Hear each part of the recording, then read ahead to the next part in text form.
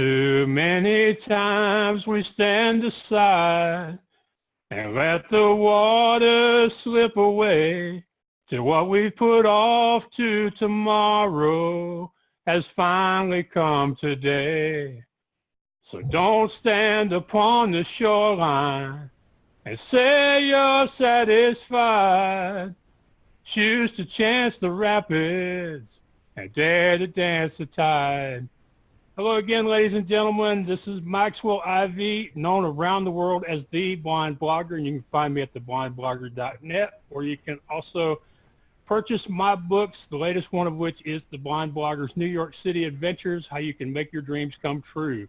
And today I have another great guest with me. I think we're going to have a lot in common. Her name is Kim Oneill, and that's K-I-M. I've been saying it with a B all day, so I've been spelling it that way too. Her name is Kim. You can find her at KimOneillCoaching.com, and that's O-N-E-I-L-L. I'll put that on the notes when I'm through.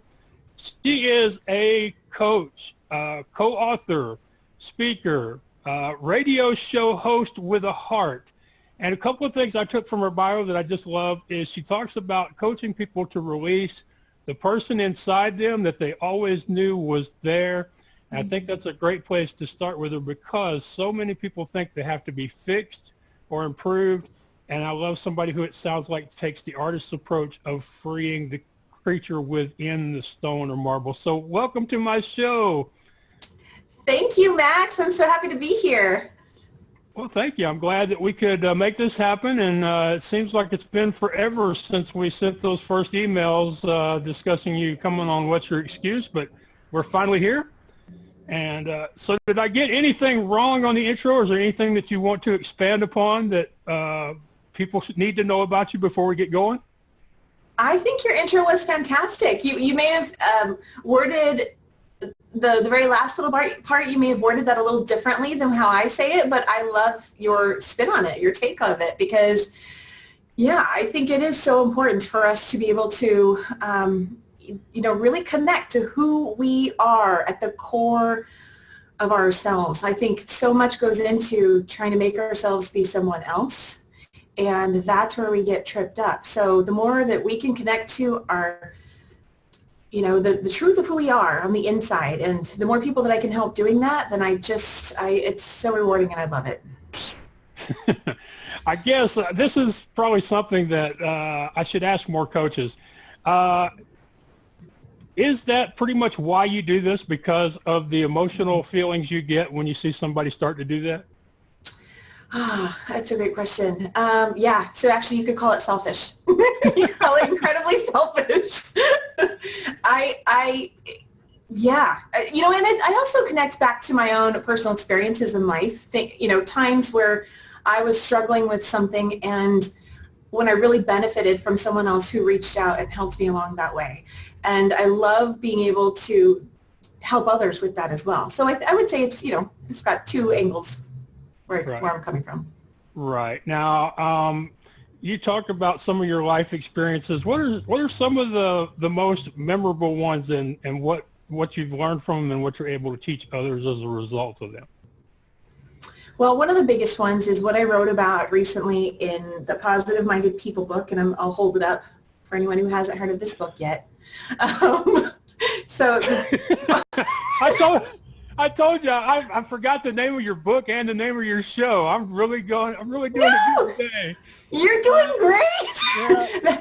For anyone watching, Max and I had a great time before we even started recording. So he was like, finally, I just need to start recording and we'll start the show and go from there. No, Max, you're doing fantastic. The question that you just asked connects to the story that I wrote in here. So that's all. I'm just, cool. Yeah. So this book is called Positive Minded People, Inspiring Stories of Overcoming Adversity for Living a More Positive Life. And it is an anthology. So there's 9 of us authors total in here. I'm one of those 9.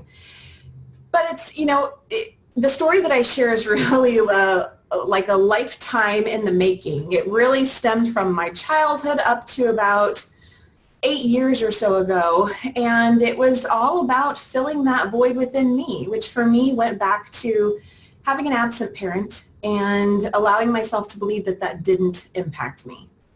so much of my life was about, I'm strong. I can get through anything.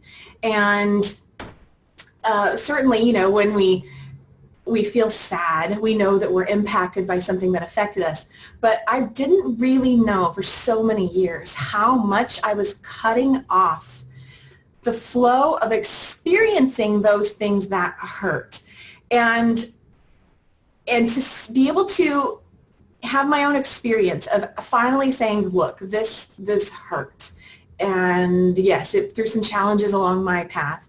But what have I learned from it? And then also realizing, what am I learning as I actually allow myself to process those emotions? Because for so long, I thought that, choosing to say that this one thing affected me and it made me really sad, I somehow felt that acknowledging that meant you were stuck in that place. And there's something after that place, but you have to get to that place first. You can't just say it didn't affect me at all.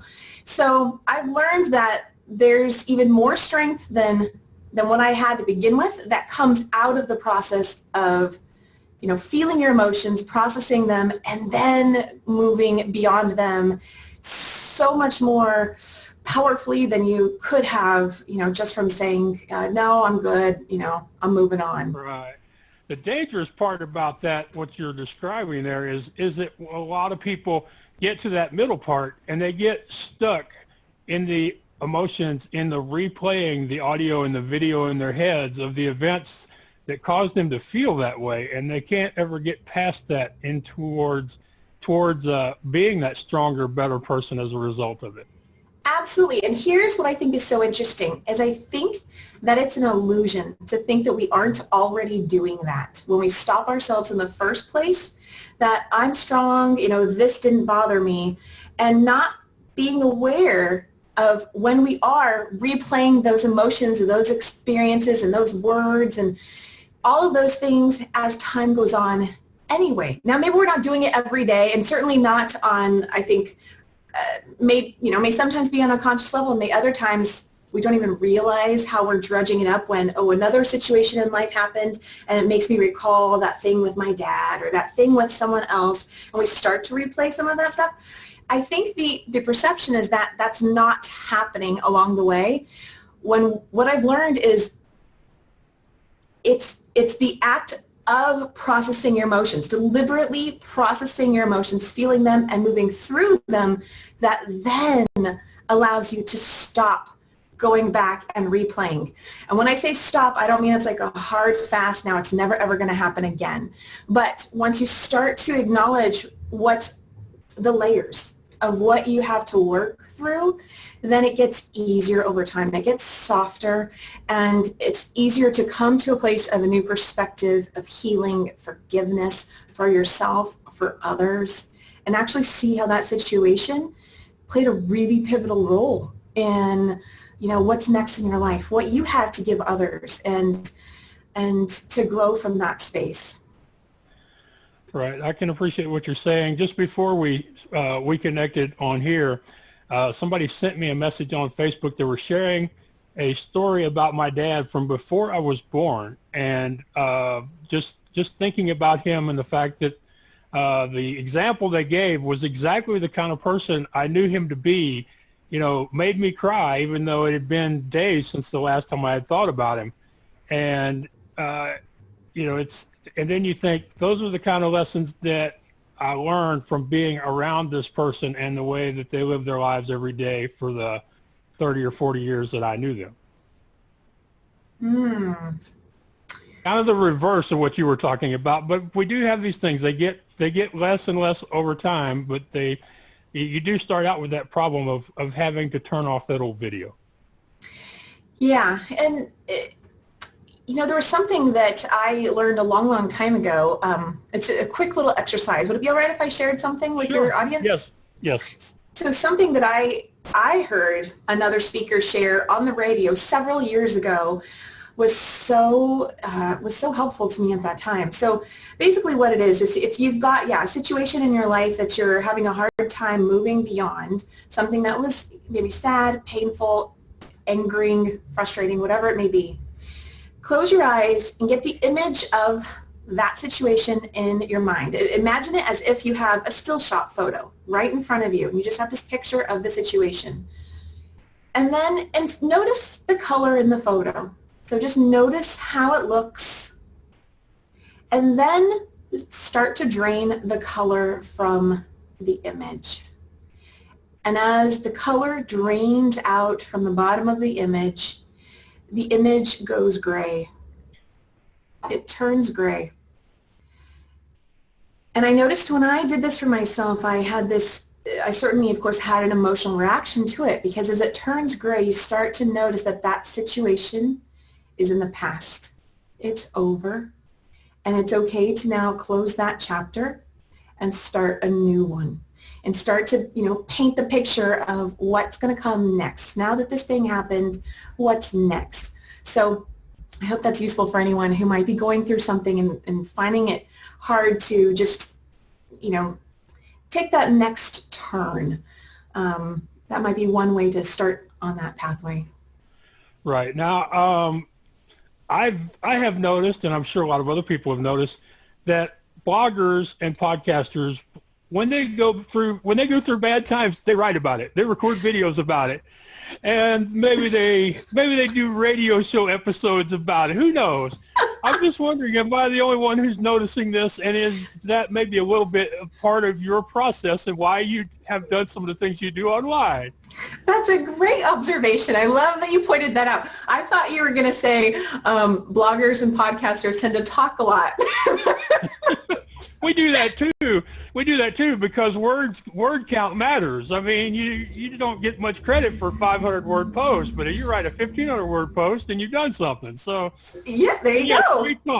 We talk. Brevity is my word for the year. It's been my word for the year for 3 years running because I ain't mastered it yet. I love it.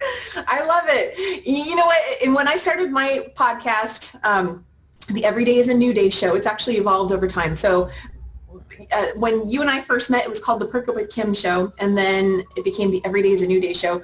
But when I first started doing that, someone asked me, oh gosh, how can you talk for an hour? How are you going to do that? And I was like, that is so not my first question. Yeah, I can do that. Yeah, I have a little trouble going an hour by myself, but I noticed that when I set out to record a 5-minute video, it's always at least 15.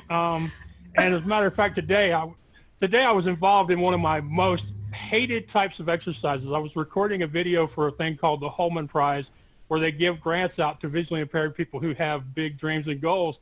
The thing is the application starts with a 90-second video. Oh, wow. You're going to have to practice. I practiced. That's what I was doing for the last 3 hours. I think I finally got it nailed. But I looked up or listened up, and I'm like, Max, you're in trouble because you're supposed to be on with Kim in about 12 minutes, That's awesome, Max. No, that's good. You'll get there. I've had to do the same thing for myself. When I record my own videos, I always think, okay, 5 minutes tops. And then it's usually about 10, maybe 15. I'm lucky if I can get 7. That's a good video. Right. And this goes to something I tell authors all the time. I tell people, if you're having trouble writing, it's probably because you're setting your writing time too high. I tell them, tell yourself you're going to write for 5 minutes, and the odds are 30 minutes from now you'll look up and go, I was only going to be here 5 minutes. And the same thing works with exercise. I mean, there are a lot of days when I feel like I do not want to be on this stupid bike. And I tell myself, Max, just start your book and go for 5 minutes. And those are usually some of my longer, best days. But I think it's interesting. With your videos, you start out going short, you always end up going long. Very true. Yeah, you're right. That's a nice little mind trick to allow ourselves to go longer. I've also found with writing, when you're just starting out, I mean, don't be too particular about how it has to look. Just, as much, for me anyway, the more that I can just allow myself to just write and just be in the flow and just keep going. As I'm going, the clarity comes through and I get more clarity on, what I want to say and how do I want to formulate that and how does the clarity I just gained tweak, and change what I was saying at the beginning of my writing. So I've allowed, the fewer restrictions I can have at the beginning allows me to, I think, reap so much more. Right, and that's true with writing. It's also true with a lot of other things we do. It comes down to how set are you on that picture on the box. And I was wondering if you have any suggestions you can give people for freeing themselves up and not blocking them in so much and letting themselves actually come into their writing or whatever it is they're doing. How to release the limitations that are blocking them? Is that the question? Yes, exactly. There's so many. There are so many. Let me think here. See, I do this to people all the time. So don't worry about it. It's a good thing. It just means that this is real, live, recorded audio and video, and people know that we're not editing this or making it up or pre-planning or anything. So that's good.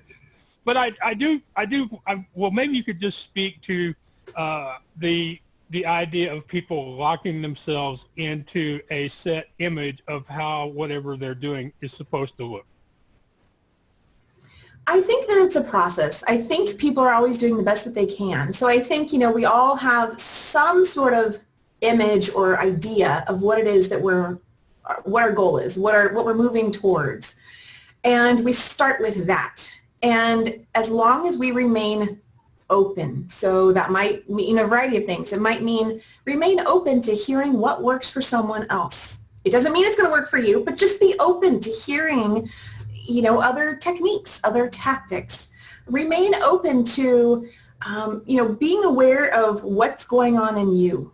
And are you receiving signs and messages that are reminding you that you need to sleep more or reminding you that you need to drink more water? Because these kinds of things impact what we can create. So being open in a variety of ways, because as long as you are open, then what I've found for myself is the visions that I start with, they evolve and expand over time because I've been open, not because I allowed myself to get too frustrated or upset because things aren't working and now I feel extra stuck. Allowing myself to go, okay, this is part of the journey. So what am I not seeing? What am I not allowing myself to explore? What am I asking those questions and remaining open to what wants to come next, because that's what then evolves the picture and the vision and where I gain more clarity and more momentum as I go. So does that make sense? Yeah, it does. The problem comes, do you think that a lot of people find the ability to start being more open as they fail to receive the success or the expected outcome? I mean, and if so, do you see that as settling, or do you see that as evolving? That is a great question. What comes up for me is your level of passion and desire for what you were focused on in the first place. That's what's going to determine. I'm starting to forget half of your question, but that's what's going to help also pull you through when you're open. So when you start to hit those walls, I see you smiling. when you start to hit those walls and want to, give up or whatever it is, that passion is going to help you maintain a certain level of, focus and dedication towards your goal to go, okay, look, maybe I wasn't open enough before. I didn't want to hear what other people had to say, but I'm not giving up. I'm focused on where I'm headed. And so if I need to tweak up my method or approach, then yes, maybe this, this other piece of, I'm refraining from using the word advice because I think that we all come to find what works best for ourselves. But we can also find that through advice, through other people's suggestions and things like that. So does that answer your question? I think so. I'm going to have to play this back and listen to it a couple times. And then maybe I think so too. But for me personally, recently I decided that my podcast was not as much fun as it was earlier. And I came to the conclusion that it was because I was continuing to put it out in video and audio and also writing long blog posts about it. And I thought, well, that's something I'm doing because of expectations, not because of it's what I want to do. So I listened to myself, as you say, and I just decided I'm no longer going to be editing out the audio and going through the BS of posting it to my server so that it can show up on iTunes and Stitcher. That's a decision I made.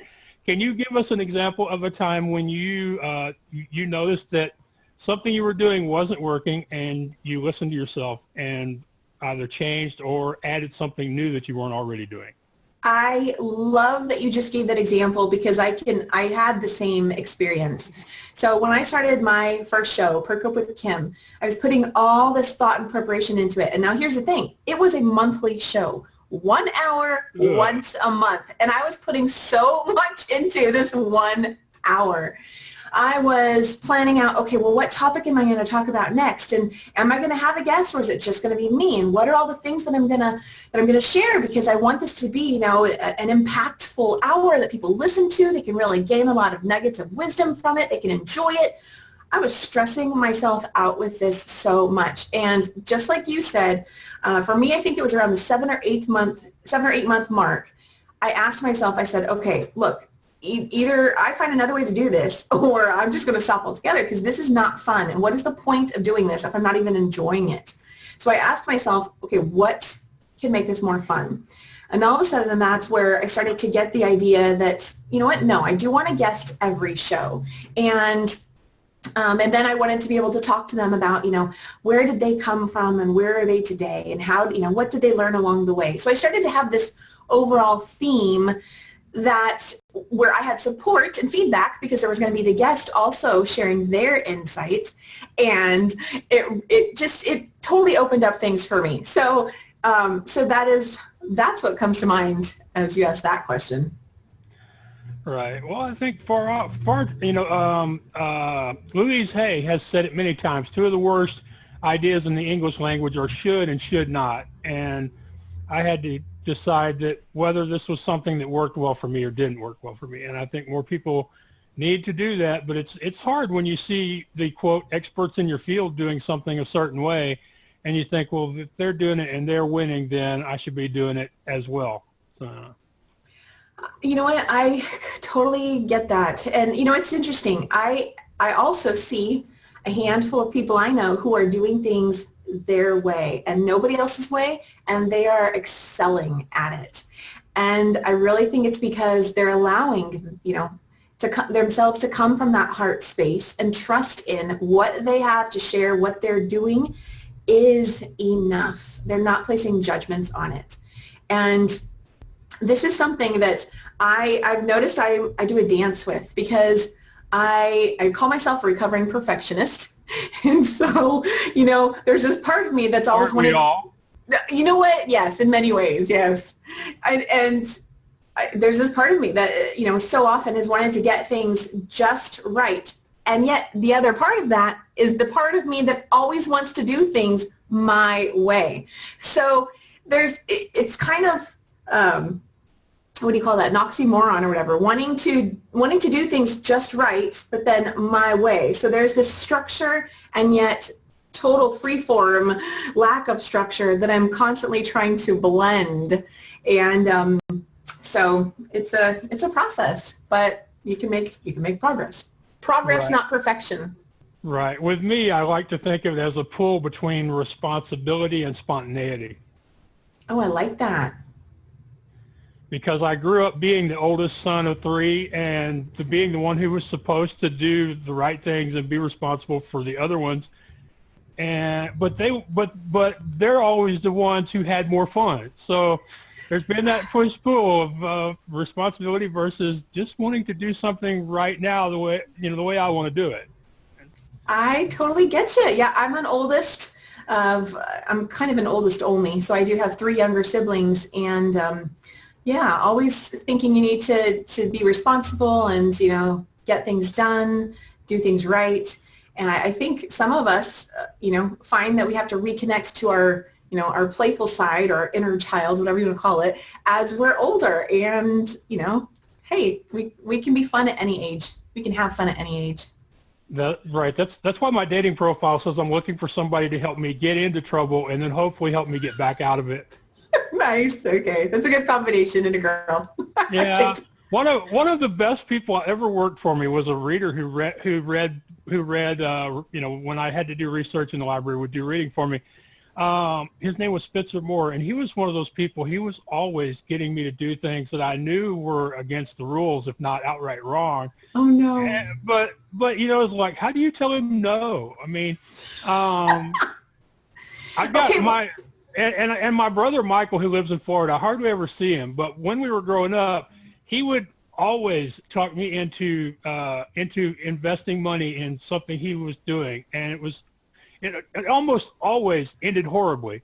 Oh no! But you could tell he was having a time of his life. I mean, he once dragged home an old Trans Am that had the motor blown in it, and he put the motor back together.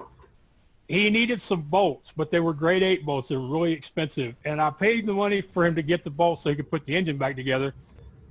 He didn't follow the owner's manual for reassembling it, and threw the rod through the head gasket the first day he had it out. Oh no! Ended up having to pay a lot of money to have the car towed off of the road back to the yard. But that few days that he spent rebuilding that engine, and that few hours he spent driving around in this Firebird Trans Am, you could tell he had just had the best time ever. Wow. Well, going back to the guy who was reading for you in college, was he trustworthy?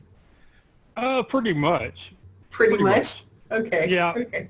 Yeah, I once helped him move for a class video he was filming, and part of the move involved us throwing a mattress out of a window because we didn't want to carry it down 3 flights of stairs. I mean, never anything really bad.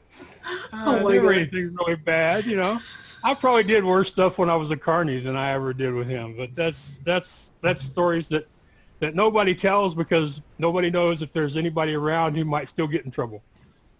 Oh my goodness. Are you still selling carnival equipment? I still sell equipment. I don't sell a lot of it. That's why I write. Okay.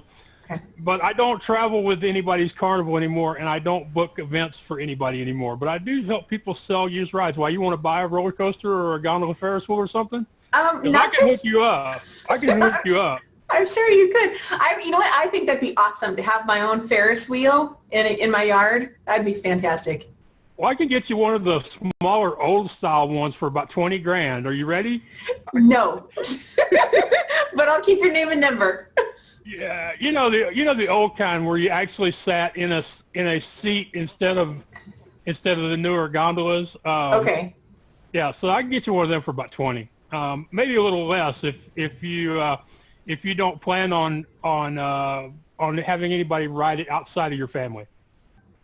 Oh, interesting. Okay. Well, see that when what you intend to use a ride for can affect the inspections and things like that in different states. And in California, you get a break if you're not planning on using it for commercial purposes. Well, that is nice to hear. In California, we get a break for Ferris wheels in our yards. I love it. Yeah, I'd love to be there because, we still got neighbors who remember when we used to have a Ferris wheel in our yard, and we never even set it up. It was just on the trailer, and we were still the bad neighbors. Oh. One of our neighbors actually put up a fence because she didn't want to see the rides anymore. Wow. Okay. Yeah, we used to be the bad neighbor. Okay, so back to you in just a second here. I'm speaking with Kim Oneill of Kim Oneill Coaching, KIMONEILL, and she has naturally distracted me from my purpose again. Something that happens to me all the time. It's not your fault. It's natural. It's one of those things I'm working on. Actually, I'm not working on it at all. I think it's part of my stick. Let's talk about law of attraction, because that's one of those things that we both agree on. I've used it a lot in my life and have specific instances I've shared in my books and on blog posts.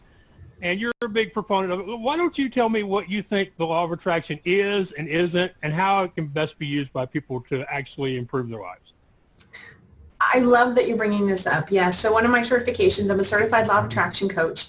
And to me, the way I look at it as everything is vibration. Your emotions are vibration. And then everything from there, your words, your thoughts, your beliefs, which are tied in with your thoughts, the visions that you have. Everything is energy. And so one of the simplest ways that, like the way that I think of it now, the visual that I get in my head, is to see it as like sort of like a line, not like a timeline, but kind of like a line. So there's a spectrum. And on one end of the spectrum is the energy of what you don't want. The other end of the spectrum is the energy of what you do want.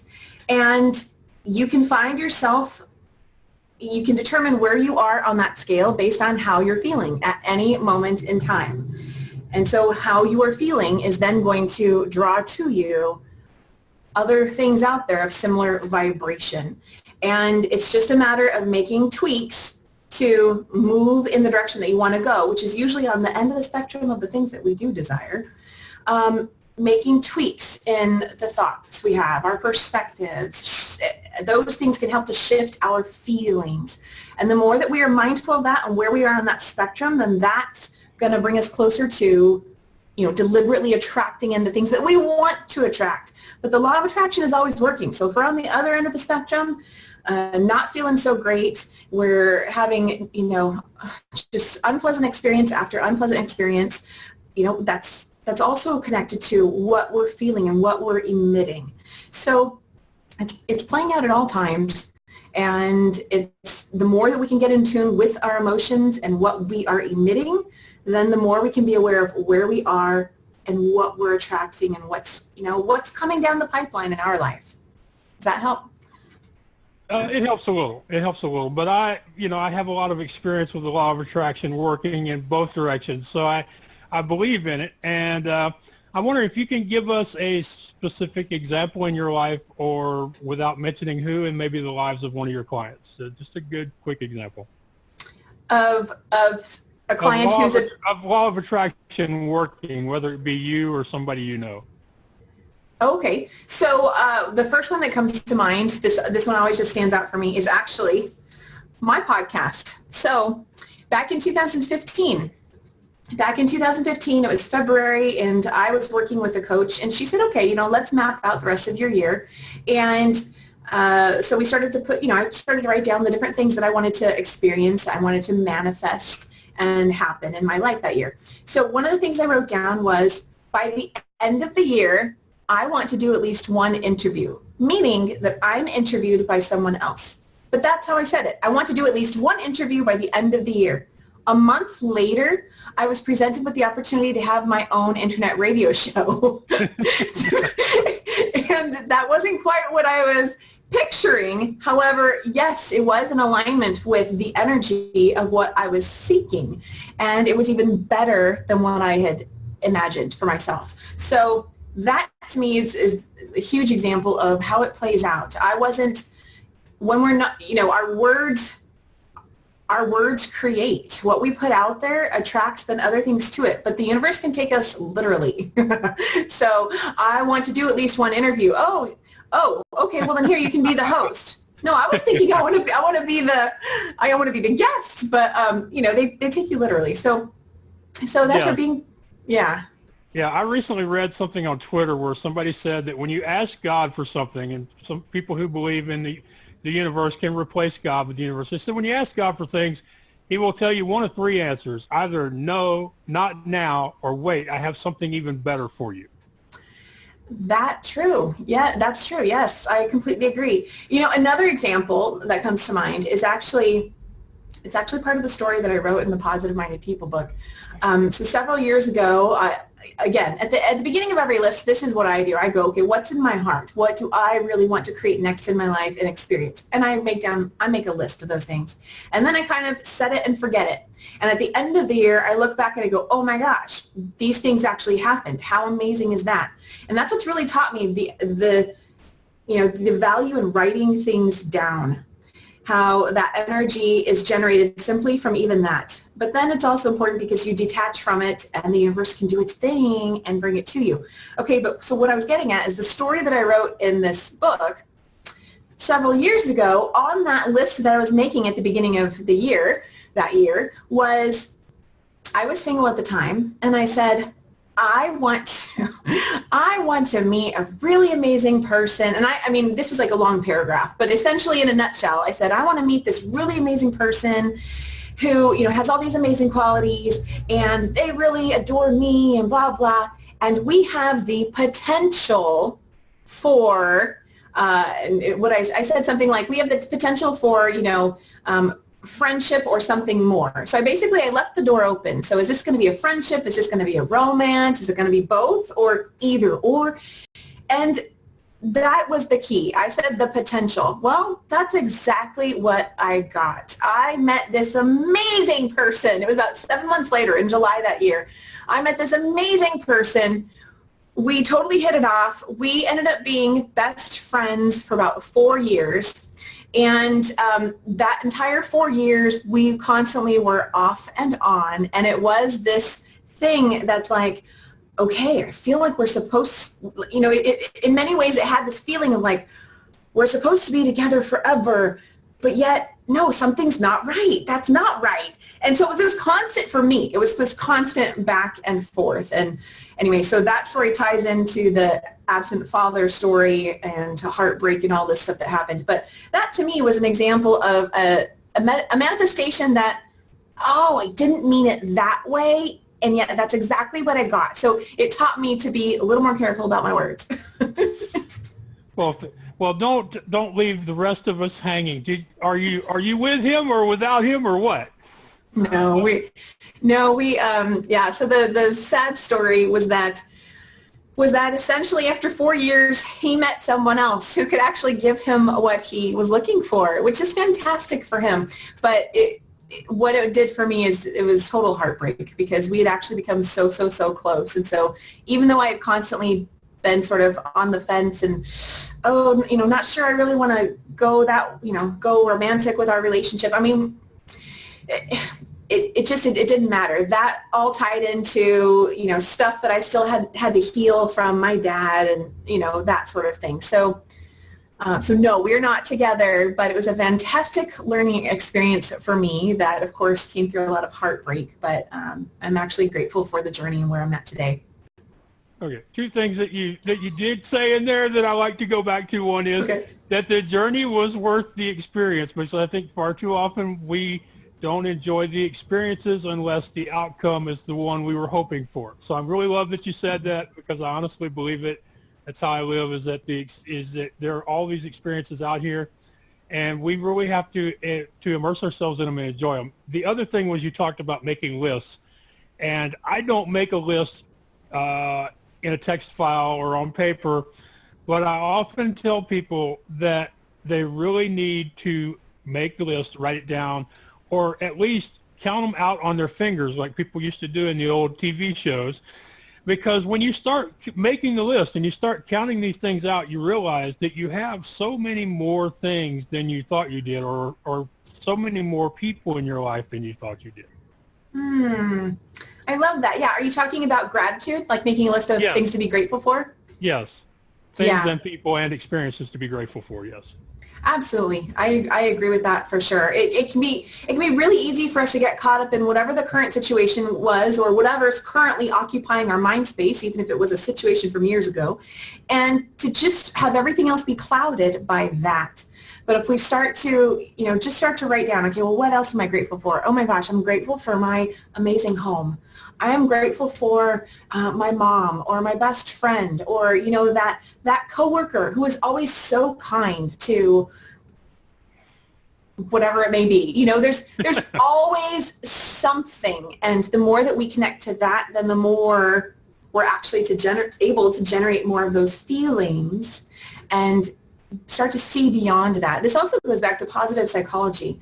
There's a theory called the broaden and build theory, which I love, and it's all about, when you build off of what you already have, then you actually, it's kind of like your eyes open up and you're able to see more. You're able to envision more, perceive possibilities of something more. Those possibilities really open up. And so there's so many different ways to talk about the same thing, and law of attraction is one of them. Psychology can be another, but gratitude and really being, deliberate and connecting with what we have to be grateful for can be really helpful. All right. Now, did I read correctly that you are also a Reiki qualified coach or something? I am, yes. So I'm a certified Reiki master. All right. Can you tell me what the heck Reiki is? So it's essentially known as an energy healing modality, an energy healing technique. So there are, just as I was talking about, different ways to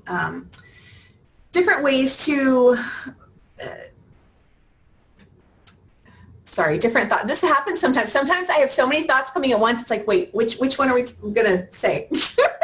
So there are lots of different energy healing modalities out there. Reiki is one of them. And it's essentially, what it is the person who's performing the Reiki, they're really just a channel. So it's not that this person is giving healing to someone else. We all have the ability to heal ourselves. However, when we're in a space where maybe we are consumed with a lot of negative thoughts, or we're going through something that's emotional for us, or, maybe we haven't ventured into understanding our own energy all that much yet. It can be helpful to work with someone else who has, because they can provide you with that energy that is going to allow it to be easier for you or the person receiving to open up and expand. So to open up and to start to release the pain from whatever emotional situation is going on, or start to see other possibilities because this energy is coming through another person. But it's not that the other person is the healer, although that is sometimes said. It's that, I don't know how this is sounding to you or to anyone else who might not be used to this. I'm sitting here thinking, okay, I must be missing something.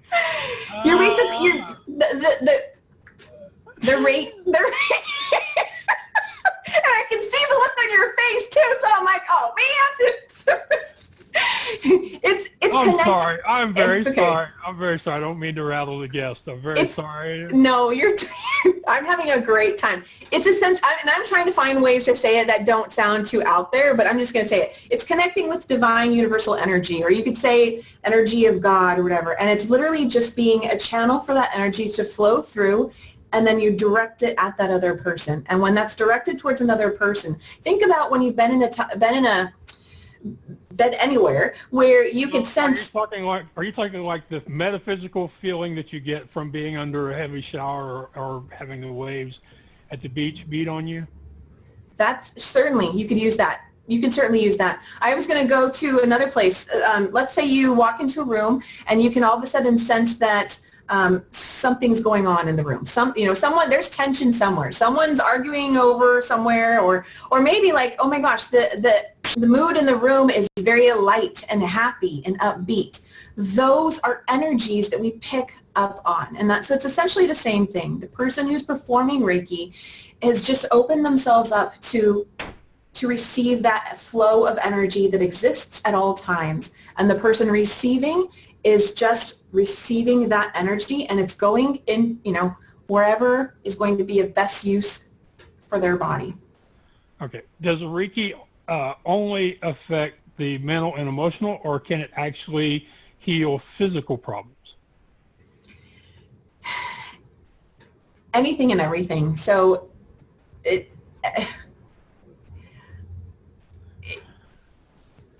I don't know why I'm stumbling. The way that I perceive healing and energy is everything is possible. Anything is possible. So yes, it's all about just connecting with those energies of what we desire. If we say, you know what, I'm going through a really stressful time, I would really love to have a healing session, and I'm using air quotes right now because that's just for ease of saying it. I would love to have a healing session. I would love to have a Reiki session. Just like we go to someone to get a massage, right? They help our body feel better. Or maybe someone goes to a therapist to help them clear out their mind, or someone's going to a coach to help them clear out their mind, connect to their goals. It's the same thing. So you know what? physical manifestations, diseases, whatever's going on in our body, those are just further extensions of energy that's gotten stuck somewhere and has been there long enough to develop into whatever it's developed into. So whenever we direct any sort of positive energy towards something like that in a person's body, then yes, it has the ability to evolve. Now, is it dependent on the Reiki practitioner to heal that person? No, no, no, no, no. It's always dependent on how that person is receiving the energy and what they're doing within themselves. But can someone receive benefit from having a Reiki session? Absolutely. Okay. And something that I hope will be an easier question for you to explain to us who don't know what the heck we're doing. I noticed that when people sign up to your mailing list, that you give them a download of a guided meditation session. I was wondering if you would like to do maybe 30 seconds or a minute and give people just a sampling of what they would experience in that guided meditation. Absolutely. You are totally on the spot, but okay, this is good. Okay. This way we can at least end positively and go forward and show them just how great you are. Oh, I love it. Thank you. Well, let me just say this. Thank you for having me on your show. This has been really fun speaking with you, Max, and thank you for just also allowing me to go in the flow and answer your questions spontaneously. I'm having a great time. So, okay. Well, thank you. I told you before we began that it was a conversation and we would see where the world and the energy would take us, and it has been a lot of fun, so thank you. You're welcome and thank you. Okay, so yes, so my meditation is called Get Grounded and Regain Inner Peace, because that is so much at the core, the foundation of being able to have clarity, to have that inner peace, and to also draw to us manifestations and the experiences that we want to have in our life. So then I would invite everyone right now to just close their eyes and get comfortable wherever they're seated, and knowing that, yes, this is a very short modified version of it's a 12 or 13 minute meditation. So take a few deep breaths in and out, and as you exhale, you are exhaling energy that does not serve you in this moment. And imagine that around you, you are surrounded by love. You are surrounded by all that feels good. And there's no right or wrong about that. And you are in this safe space of love.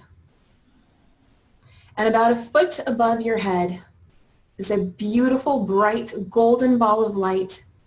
And this light is an extension of your higher self, of God, whatever term works best for you. And in this golden ball is all the love that exists for you, all the wisdom of who you are, all the support for you in this moment and the next and the next. And when you are ready, allow this beautiful, bright, shimmering golden ball of light to drop down in through the top of your head. And notice how you feel as this light flows down through your